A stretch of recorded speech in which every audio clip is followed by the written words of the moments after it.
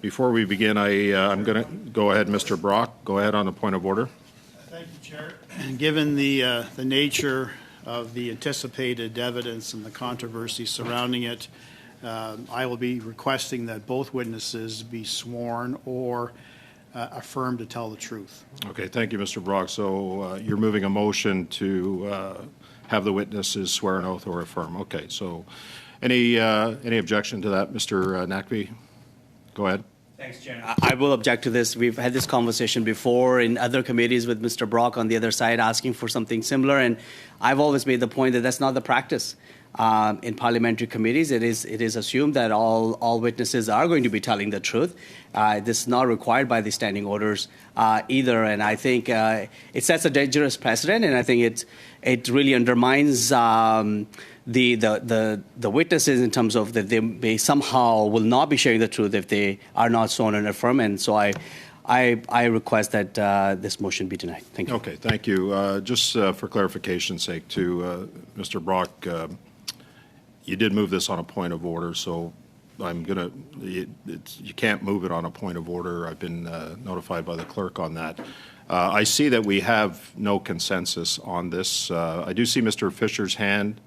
I had Mr. Green, then Mr. Villemure on this. So effectively, the point of order and movement of the motion, there's no discussion to be had at this point because it was moved on a point of order. So I am going to not allow this to happen. I don't see any further discussion on this. I see Mr. Villemure's hand is down. Mr. Fisher, do you have...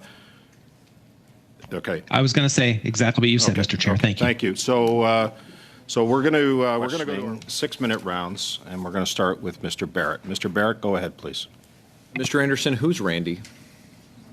As I said in my opening remarks, I would be delighted to share that information with you in camera only, simply based on the turmoil that I have gone through in my personal life.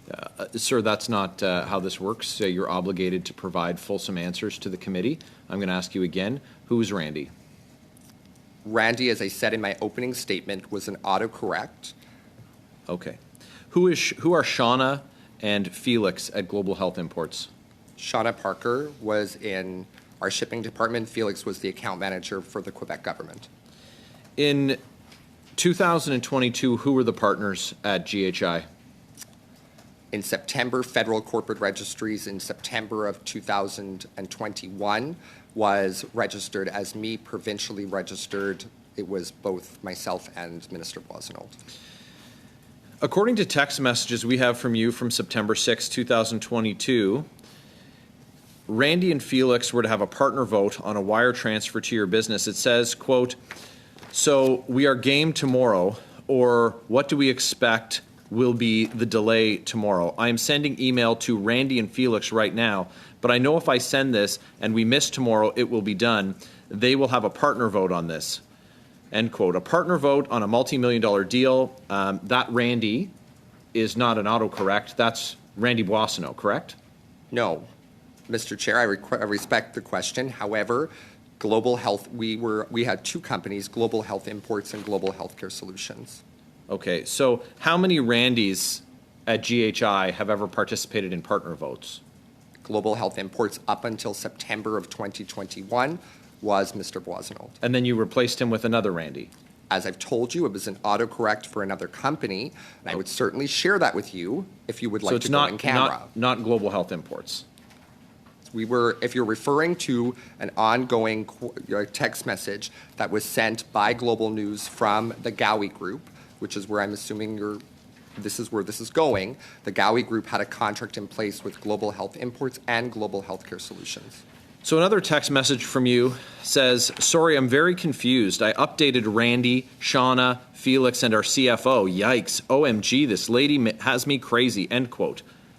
Was that an autocorrect, or was that Randy Boissonnault? Randy Boissonnault was never involved in the operating business of Global Health Imports after September of 2021. So we've got Randy, Shauna, and Felix, but it's a partner call, but you maintain that it's not Randy Boissonnault. Mr. Chair, I respectfully say that... Please don't interrupt, sir. How many people work for Global Health Imports? What's the total staff complement? 121. How many are named Randy? Global Health Imports, there was one up until September 2021, Randy Boissonnault. You, Mr. Anderson, what happened to the $500,000 that was paid to GHI by Gowie Group? That is an ongoing litigation. There was a decision, and it has been publicized by the courts as of last.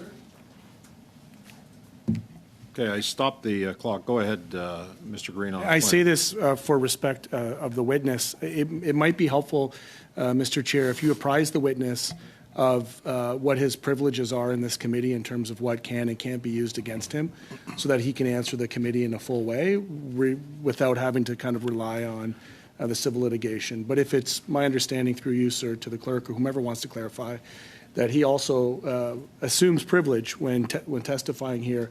Therefore, anything that is said here cannot, as I understand, legally be used against him in a civil proceeding. Is that correct?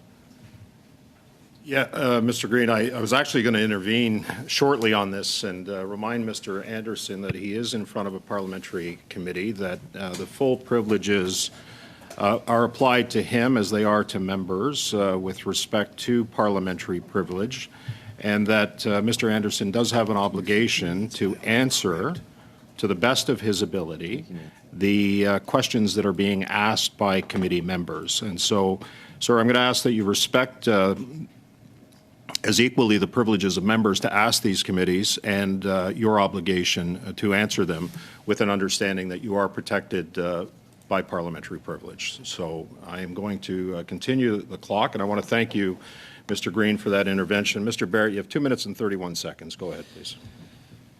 Did Randy Boissonnault receive any benefit from the $500,000 payment from Gowie Group to your company? Gowie Group contract, Mr. Chairman, was entered into in September of 2022. As we've reiterated, Mr. Boissonnault was not involved with the company after September of 2021.